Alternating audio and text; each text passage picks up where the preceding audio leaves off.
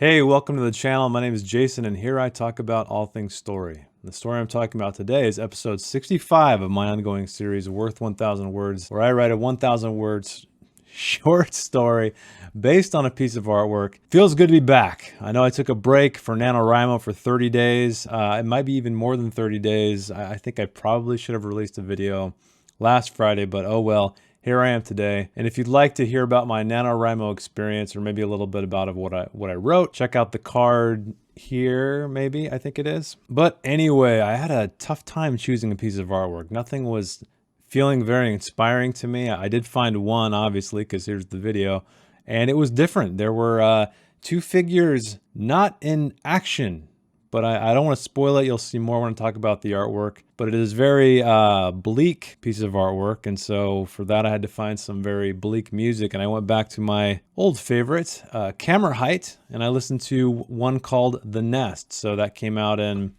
I think it was 2015, something like that. Anyway, good accompaniment. I think it got me in the right headspace. Again, if you don't write and listen to music at the same time, give it a shot. You might be surprised at how well it helps kind of just carry the mood. But now it is time, ladies and gentlemen, to check out this week's artwork.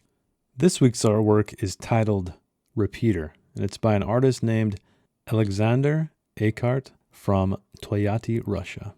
So this one seems like my style, doesn't it?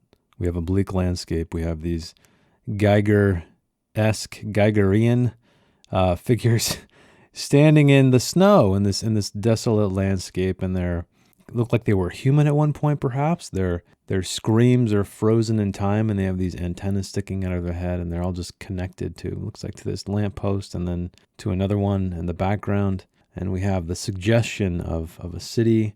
We have a bridge visible in the distance, and we have a mysterious sign that simply reads C19. So very interesting subject matter, considering that these characters are not mobile. They're clearly not alive. This one's going to be an interesting situation, and I think that maybe just figuring out what these characters' tales are, the ones who I see in this immediate foreground and middle ground. But maybe I should have chosen an easier one for my first time back after a month. But Alexander, thank you for the inspiring artwork. So that said, let's see what I came up with. Shh. Are you there? I'm here. White noise, the lines, so many lines. They cross and tangle and spark. Come back. I'm not gone. Snow looks soft, but it's not. It's sharp and biting and cold. So cold. Almost there. Do you trust me? Shh. I didn't say anything. It wasn't me. Who was it? The sky looks empty. It's gray and lifeless and endless. So endless. I love you. I love you too. Do you feel it? Not anymore. Good. I hear it takes a while. What? To feel again. The hills used to be sand. Used to guard the beach where people swam and took in the sun. It turned their skin red. They regretted it later. But not now. Now they sit and talk, or don't. Now they hold hands, or don't. Now they cool themselves in the water, or don't. Do you remember? I do, I think. Shh. Their feet lingered on the doorstep, on the doormat. It used to read welcome, but now it read C-O, but mostly C. That letter was important. That coupled with the age of her son, their son. She shouldn't think about him anymore. He lingered on the edge of the property, near the chain-link fence that kept Cooper in the yard, most of the time. He looked at the spot Cooper had escaped through, some of the time. A clump of fur stuck to a broken wire. If there had been a breeze, the fur would have been pulled into its current and eventually fallen to the ground where it wouldn't grow. But the wind didn't know it wasn't a seed. I'm cold. I know. How much longer, you think? A while. That's not a distance. Shh. Quiet are the ones who speak. Loud are the ones who are speechless. Ow. What's wrong? It hurts. Was that you? No, I would never hurt you. It's coming again. I can feel it. Clean your rooms, stand up straight. Your parents were right. Godliness is simplicity, brevity, singularity. When you look out the window, never look down. Down is where the dead are buried. Why does it hurt? I wish I could take the pain away. Do you feel it? Yes, but I wish I could take yours. I love you. I love you too. A while was a distance, it turned out. A sign marked it. A coil of barbed wire ran the width of the street that was nearly gone. Patches of cobblestone came up for breath. Gray faces smashed together, skulls grinding, eyes crying, teeth shattering. He buried them. One by one, there was plenty of snow, and soon they were all covered. He looked back the way they had come, but couldn't see past her. She looked at him. Shh. What are you looking at? I can't see you. Turn your head. I can't. Neither can I. I can hear you. At least I have that. We can talk. We can. A bridge far away. The haze wants it for itself. It almost has it. Where does it lead? Shh. We are connected. We are one. Many is an illusion. Many is disaster. We must pull together, no matter the cost, no matter the pain, because the pain we all share. You have no neighbors. You have no brothers, sisters, fathers, mothers. There is no need of those things any longer. We are connected. We are one. Many is an illusion. He was born on a Sunday, 19 years ago. Some months, some days, some hours. But those didn't matter. Decimal points only. That day was indeed sunny, like the day promised. They thought they'd name him Sonny, but decided that was a silly name. His name was Clifford, which was also a silly name, but it was after his grandfather, so it had history. It had a story. Shh. You would have liked it here. Don't say that. Please don't say that. But it's true. It doesn't matter if it's true. Can we talk about something else? Remember when he only used black crayons, even though he had dozens more? Stop it. I took up coloring myself since we had so many left over. It's calming. I wish you would have tried. I did. Really? When you weren't looking. Why were you ashamed? I didn't say that. Well, embarrassed, whatever. Because I couldn't see them. I don't understand. That's why I never told you. Shh. They found him by a lamppost. It was raining, and he stood beneath it, stood up at the drop, sprinting by at an angle. Almost continuous lines. He reached out to touch them with his gloved hands. That he had remembered his gloves almost made her cry, because that meant he didn't run away in anger or sadness. He had left on a journey of discovery. She didn't blame him.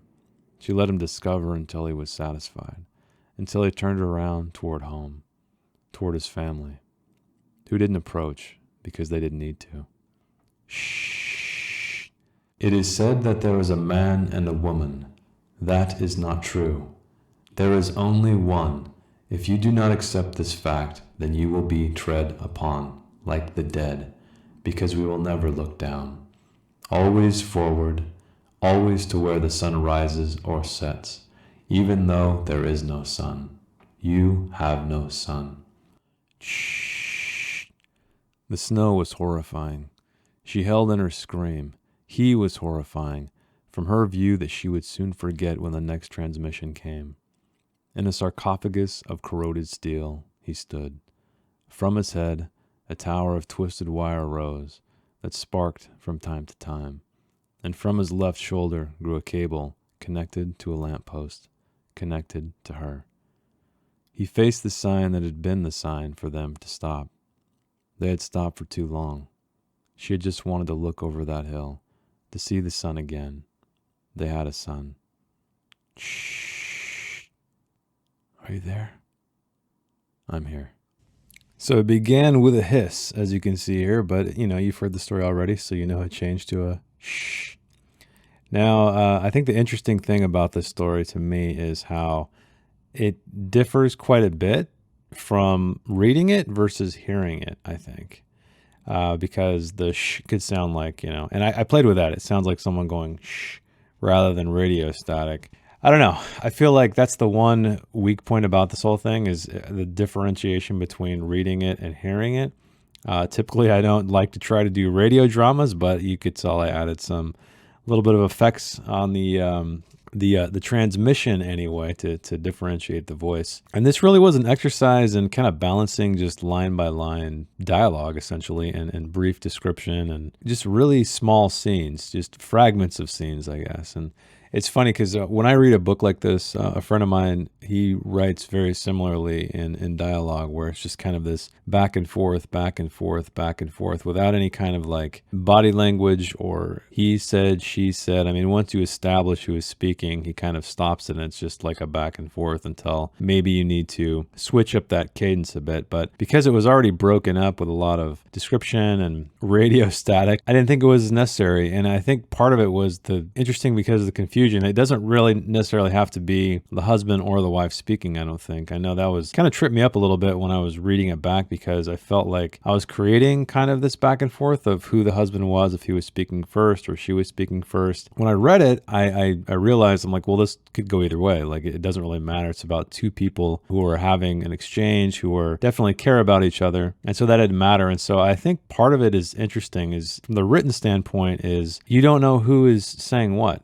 You know there's a husband and a wife. You assume that they're the ones communicating with each other based on the other backstory elements. There's no he said, there's no she said, there's no names whatsoever with the exception of the dog, as you see here, Cooper the dog, a name that my daughter would love to name a dog one day, and the son named Clifford, but that's it. Really what I try to do is when I'm looking at this image here, this one really, I don't know. I mean, I love bleak artwork, but this one is sort of extremely bleak in a good way. I mean, I love it. It's just something, it's far more haunting because you have this just mashup. It's almost like body horror or something like David Cronenberg, where you have these biological creatures, especially the one in the foreground. You can clearly see the gaping mouth and sort of the expression of just complete horror. And they're just out in the middle of this landscape, this very barren landscape. There's no other people whatsoever. And you can see similar structures kind of dotting, the background a little bit. And I think just something about the subject matter, something about the color palette, all of these things really gave me this much more tragic look at the whole thing. I mean, I love writing tragic stories. I think they're powerful. But this one just stood out to me a lot more, I guess, than others. I think maybe it would have been more interesting to utilize other people, like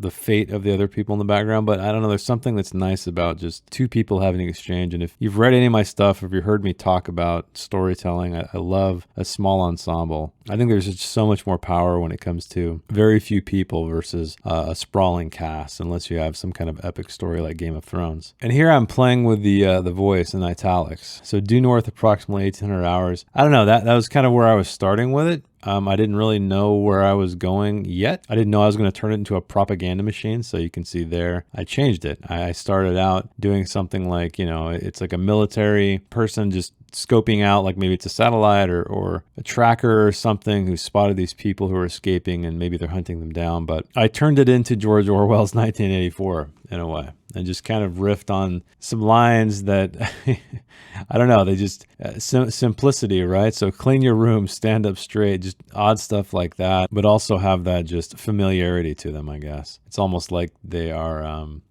obviously talking down to people, treating them like objects, or in this case, a collective. But I think the story more than anything told me, or taught me the difference between the spoken word and the written word, because how we process these things while we are reading them is far different than when a narrator is speaking them, because we don't have to imagine as much in terms of tonality or even accent or male or female. And when I began, I thought maybe I would create like a nice pattern, like I did with way back in my episode Wimagate. I kind of had a pattern where I would jump back to the present, then go to the past and back and forth. And there was like a line, I believe, if I remember right, there's a line that kind of indicated, not immediately, obviously, I wasn't telling you what time period it was taking place, but once you read the second one and then the third one, you're like, okay, I get it. This is kind of a signal to go somewhere else, right? This line is transporting me to a different time. And I think that's one thing you can play with in your writing, is rather than explicitly telling someone there is a time jump, suggest it in the writing itself, right? Use a marker of some kind. And like I said, it doesn't have to be literal. It just needs to be something that cues the reader in. And in this case, which again, I didn't use it intentionally. Well, I did use it intentionally, but it was a marker. The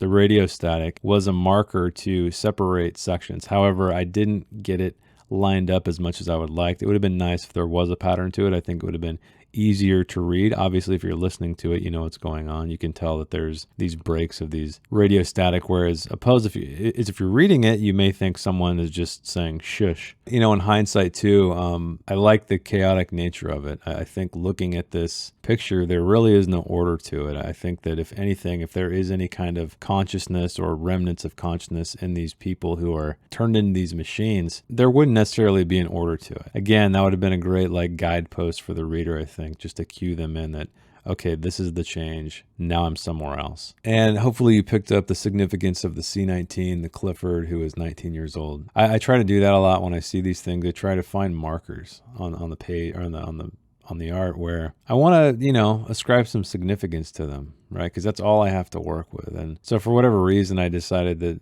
this sign meant something to them. It was a sign because they had lost their son who was 19 years old, and they saw a C-19 sign and thought there was something special about this place. And maybe they stopped here for a while and far too long, as she says in the story, and turned into these things. And I think one thing I didn't want to do about this is I started out thinking about doing this, is about telling the story of how these figures came to be. That is clearly one way I could have done it, but there's something that is less interesting about that, because if you're telling exactly what happened, I don't know, I've talked about this a lot too. I don't like to know every detail, like how everything happened, how people got to where they were, because there's just something that's more intriguing when you leave mystery to something. If you explain every little detail, it doesn't pull you in. It doesn't attach you to a character or an event, because you already know the answers. And leaving a little bit to the imagination forever, I think, is a great tool, a powerful tool to implement as much as you want. Now, it's kind of a fine line. It's obviously personal taste. I'll never forget, and I've probably talked about this story in this writing before, because I know I've talked about this subject, but I saw No Country for Old Men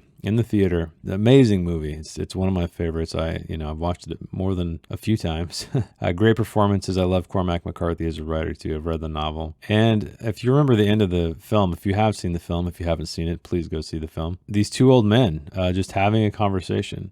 Llewellyn, the protagonist, he dies off screen just like he does in the book, or I should say off page on the book. The antagonist, Anton Chigurh, he gets away. And we're just left with these two old men essentially, explaining that this country is not for old men. They're just kind of giving up. They know that the world has passed them by and it's too big for them. It's beyond them. And anyway, I know it's a long way of saying this, but I remember right after the movie ended, this woman looked over to me and the lights come on and she says, "Wow, that was a stinker." And it's funny because it really got me thinking, because I was feeling the exact opposite of what she felt. And so that's one thing to know, is know your audience. And I think that's why it's important to write for yourself, because if you're trying to write to a market, if you're trying to write to something that isn't necessarily something that interests you, hey, if you love mainstream, you're in luck. You're probably going to sell a lot more books than I ever will, because it's called the mainstream for a reason. There are far more people who enjoy that kind of stuff. It's kind of like the Marvel movies, right? They make a ton of money because,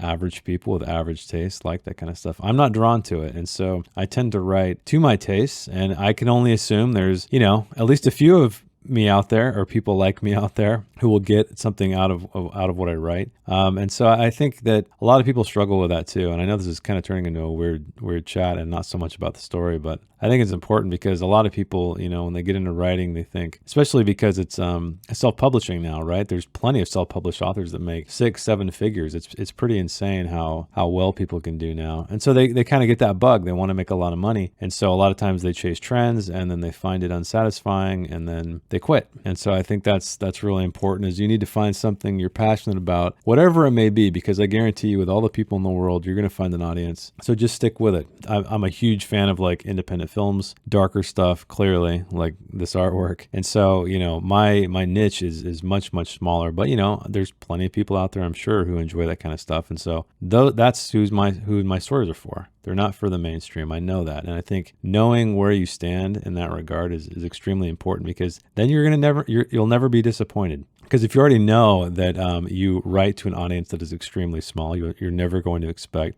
millions and millions of copies sold. So there are plenty of writers who do write more literary or for a smaller audience that are wildly successful. Cormac McCarthy is one. His writing is very difficult, but it's weird. It's simple, but it's difficult, and it's very, very deep, but he's made a great career out of it. Welcome to the end, dear viewer. I am so glad you made it. This is where I talk about my final thoughts, what I liked, what I didn't like, and maybe what I learned about the story. So this one was a little bit rough going for me. To find the story there, I don't know that I did. I think I found a story. So let's talk about what I did like first. And what I did like was the kind of non-linear nature to it. I don't know if that came across, and I think that's partially of what I didn't like about the story. So they are somewhat intertwined there. But I like the idea of having this couple who found their demise out in this bleak landscape, turned into some kind of machine that receives a transmission from what appears to be kind of a 1984 Orwellian voice that is spewing propaganda, I guess. If that didn't come off, then that is my fault and my fault alone. Hopefully it did. Experimenting with different formats and storytelling is very exciting for me. It's interesting. It keeps things fresh rather than telling just a linear story from the expected POV, kind of like watching a film. So this was something entirely different, almost as if this were a short film edited in a very chaotic, strange way. But hopefully the emotion came across. Hopefully parts of the story came across, and my attention really was to just have these moments, right? I imagine these two people like kind of locked in time, in essence, where they're communicating to a degree. They're having memories, they're recounting bits of their past to each other, they're having even dialogue, and that dialogue sometimes is before they found themselves in the state that they're in, and other times it might be while they're in the current state they're in. And because it's called Repeater, I decided to, yes, repeat it. The ending was exactly like the beginning, and so I think that makes it a little bit more tragic, and this pattern is just going to repeat and repeat for eternity, or for however long these machines are in existence, I guess. And things I don't like, I probably could have been clearer in the dialogue tags. I had no dialogue, actual he said, she said at all in there. I did that on purpose, but I could see how it could potentially be confusing. Also, the shh, the static sound. I think if I would have created some kind of pattern to it, like maybe it only happened when this overlord-like voice was speaking over the wires, or some other way. I don't know. Maybe it wasn't a big deal. Maybe it did help for it to be not in a pattern whatsoever. I don't know. Let me know what you think. But I think overall what I learned here is that always experiment. Don't feel like you're always telling the same kind of story, same description, same POV. Try to mix it up, and I think short stories are a great way to experiment with stuff like that. So if you're not doing it, do it! But I think that is it for me, so thanks again for watching, and if you would like to support the channel, give me a like if you liked the video, subscribe if you like story-related content, feel free to submit some artwork. I have had a few submitted over the months, and written stories to them. So if you have an artwork you admire and like to see me take it for a spin, a literary spin, drop it in the comments below. And if you'd like to check out my longer form stuff, and I know I keep talking about this, I have a book coming out very soon. I think it's going to come out this weekend, perhaps. Check out the description for the link to all my books down below. Keep reading, keep writing, and I will see you next week. Thanks. Bye. If you'd like to read the story in its non-video format, check the link in the description. I didn't edit anything else, promise. Thanks again.